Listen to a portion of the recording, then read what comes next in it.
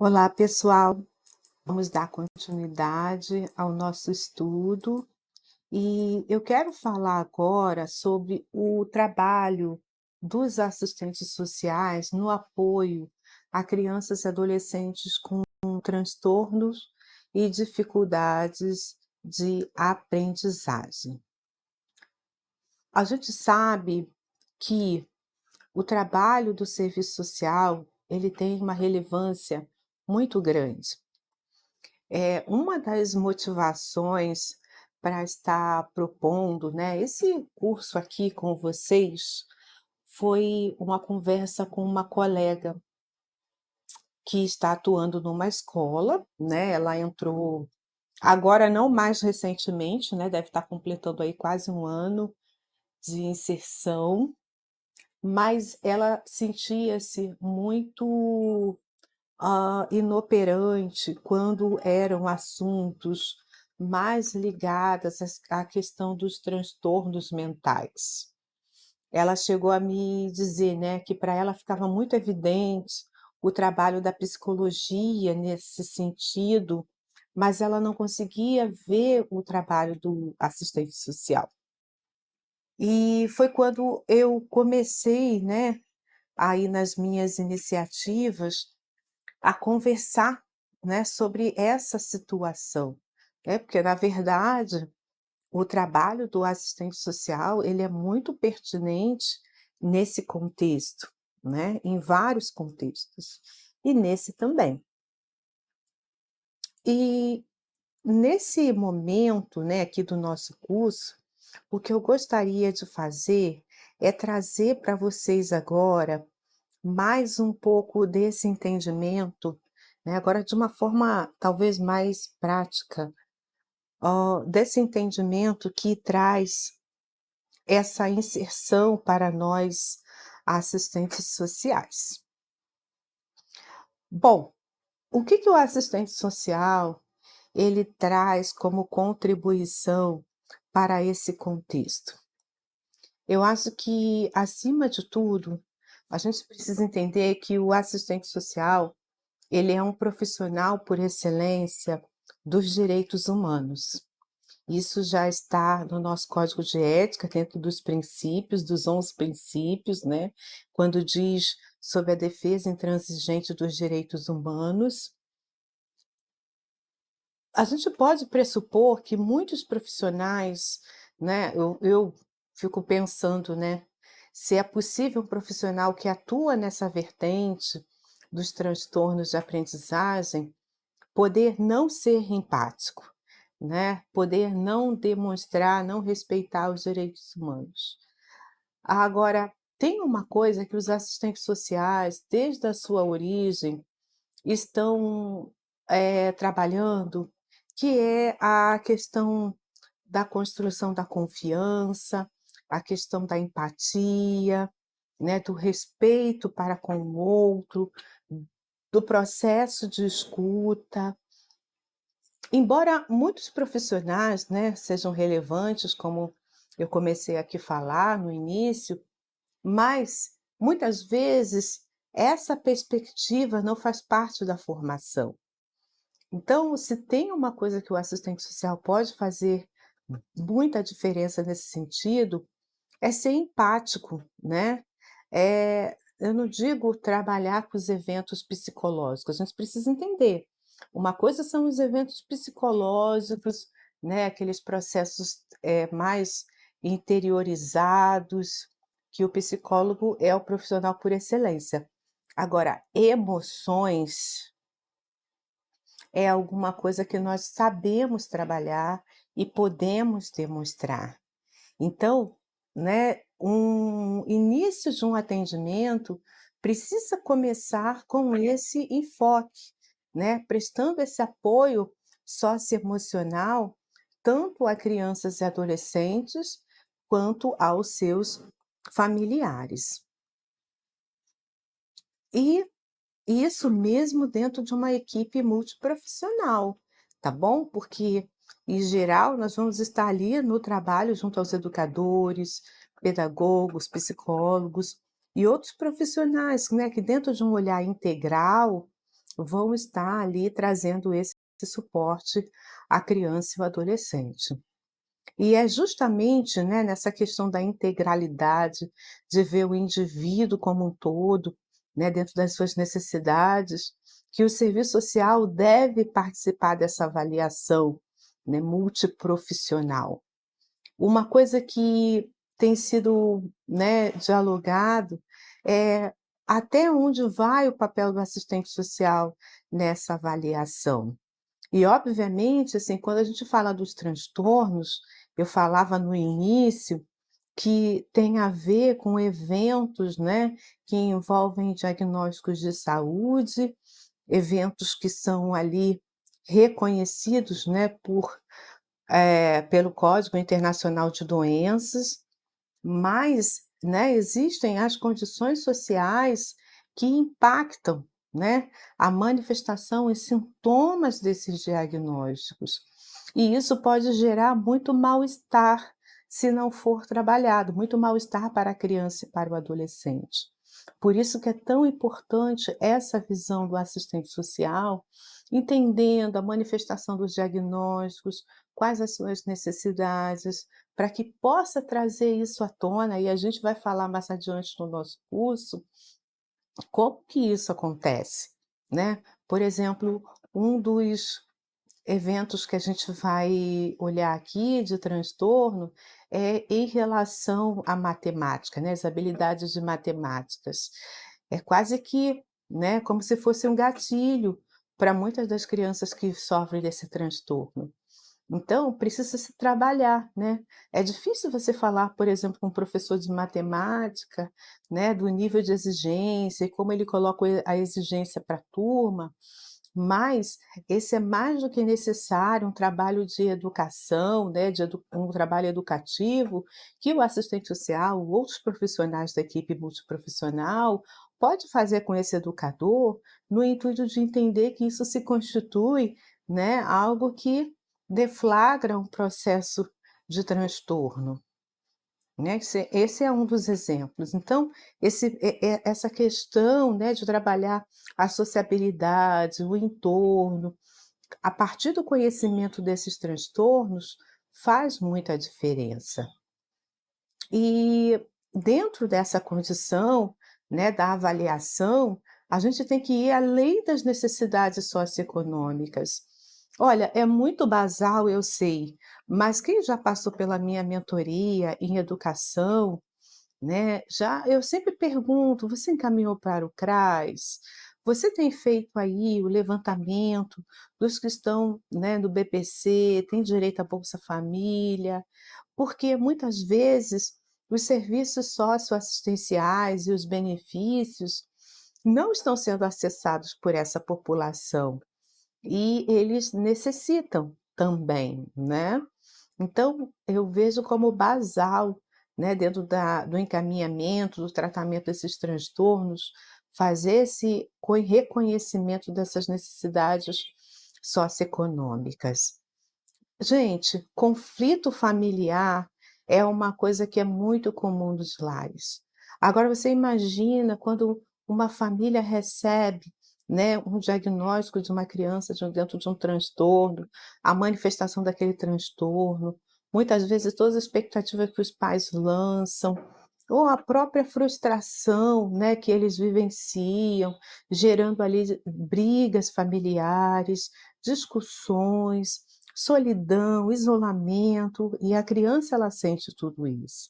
Então é bem importante, estava falando com uma assistente social, né, que passou pela mentoria, se ela estiver ouvindo isso agora, ela vai, né, lembrar que eu falava para ela assim: "Olha, aplique o formulário, a ficha de avaliação socioeconômica com todas as crianças com deficiência. Porque você precisa ter o conhecimento, o senso de quantas crianças com deficiência, quantas crianças com os transtornos estão ali dentro da unidade, dentro da escola, dentro da rede de saúde que você atua. E isso pode parecer, assim, muito, óbvio, porque assim, Toda criança com deficiência entrega o seu atestado, o seu laudo, né, mas se o transtorno ele está sendo identificado ali ao longo das aulas, você acha que isso pode estar, assim, tão bem organizado que se vai estar ali junto, né, da ficha, né, vai estar ali acompanhando o histórico daquela criança e daquele adolescente? Então é importante a gente conhecer. E eu ainda perguntei para ela assim: "E se a diretora da escola perguntar para você: 'Fulana, quantas crianças com transtornos, eh, quantas crianças com TDAH nós temos na escola?'" É claro que essa responsabilidade não é exclusiva do assistente social, mas para efeito do trabalho, um trabalho bem organizado e coerente, é importante que você tenha. Sabe, pessoal, está todo mundo construindo, né? A gente vive construindo a nossa prática. Mas você se preparar para isso, né, eu não digo que você a partir agora do pulso: "Ai, vou fazer o censo agora de quantas crianças com transtorno tem na escola". Estou falando isso, mas você pode planejar, você pode começar o diálogo com a direção, né, para qual o momento mais apropriado para que isso seja aplicado, né. Bom, depois se vocês quiserem conhecer mais da história dessa colega que eu falei isso, né, como foi o desdobramento, vocês escrevam nos comentários aqui que eu falo, tá. Mas isso tem a ver, né, estava aqui falando dos conflitos familiares, porque a aplicação na ficha a ficha de avaliação socioeconômica é uma estratégia, tanto para identificar as necessidades socioeconômicas, quanto trazer mais para perto essas famílias, para você identificar os conflitos familiares e as violações de direitos, né, porque muitas vezes existem outras violações que estão em curso, né, mas se você não tem aproximação, então você não vai saber, né, e até para encaminhar para os órgãos responsáveis para a garantia de direitos. Eu fico muito preocupada, assim, de falar, né, eu sei que vai ter aqui assistente social, que já vai estar com uma prática mais estruturada, mais alinhada, mais avançada, e tem outras que estão aqui que estão iniciando. Eu queria que você entendesse, né, que isso precisa ser, assim, um insight, né, o que eu estou falando aqui é um insight, que você vai reelaborar, você vai planejar, vai ver qual o melhor momento de se e se é para implantar na escola onde você está, né, é importante? É. Isso vai favorecer muito a prática? Vai. E você vai ter aí, né, uma aproximação. Muitas vezes, assim, a gente vive lidando com um apagar de incêndio, né, os casos que chegam, que atropelam a outras demandas, mas quando você tem, assim, né, essa construção antecipada, você consegue ter aí um planejamento melhor da sua atuação. Sempre entendendo que o nosso horizonte é o quê? Os direitos fundamentais que estão ali no Estatuto da Criança e do Adolescente. Toda criança precisa ter, né, os direitos todos os direitos, né, se não me engano são 11 direitos ali listados, logo na abertura do Estatuto da Criança e do Adolescente. E a gente precisa ter esse olhar. "Ah, mas como é que eu vou saber, né, primeiramente, né, uma criança com TDAH, né, ela precisa ter seu espaço respeitado, né, seu momento. Então ela tem direito, né, de ter ali a sua livre iniciativa, apesar daquilo que é o diagnóstico. Implantar as tecnologias assistivas. E olha, pessoal, isso vai desde ter o mediador, sabe, aquele profissional que vai estar lá acompanhando no reforço da educação, né, porque em muitos territórios essa condição de ter o mediador, o auxiliar ali do professor, pode parecer uma coisa tão mínima, né, mas para outras realidades, municípios menores, muitas vezes o assistente social precisa brigar, né. Eu me lembro de uma outra mentorada, ela também se estiver ouvindo aqui vai Eu estou aqui compartilhando, né, os casos das mentoradas.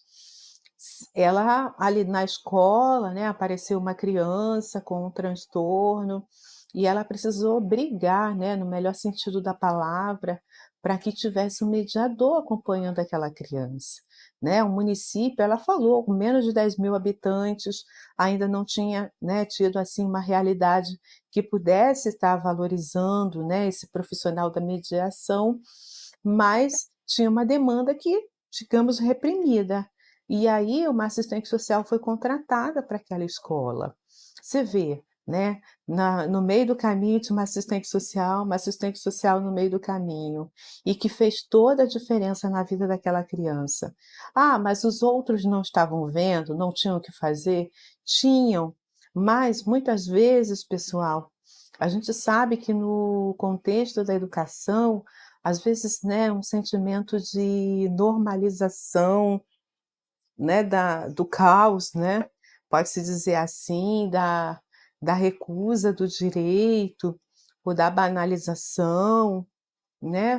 Uma vez, eh, eu estava conversando com um colega, assistente social também, e numa escola chegaram a dizer para os pais que era atribuição, que a escola era particular e que era atribuição da família ofertar a tecnologia assistiva que a criança precisava. Então, né, obviamente um assistente social fez todo o seu laudo, o seu trabalho de sensibilização, né, para que isso pudesse ter ali uma reversão. Não que nós sejamos messiânicos, né, como já foi aí propalado nos anos 80 a respeito dos assistentes sociais, mas existe alguma coisa que, se não for o assistente social a personificar, né, a busca por esse direito, muitas vezes não vai acontecer. E também o desenvolvimento de habilidades socioemocionais. Pessoal, eu estou falando aqui de promover encontros, grupos, sabe, assim, não estou falando de muita coisa não, estou falando, assim, de comemorar o aniversário juntos de uma criança que sofre algum tipo de transtorno. Não pode fazer com que, né, fomente o isolamento. Criar clubes, né, inserir ali, criar contextos de inclusão, né. Não estou falando de, fazer psicoterapia para desenvolver habilidades emocionais, não.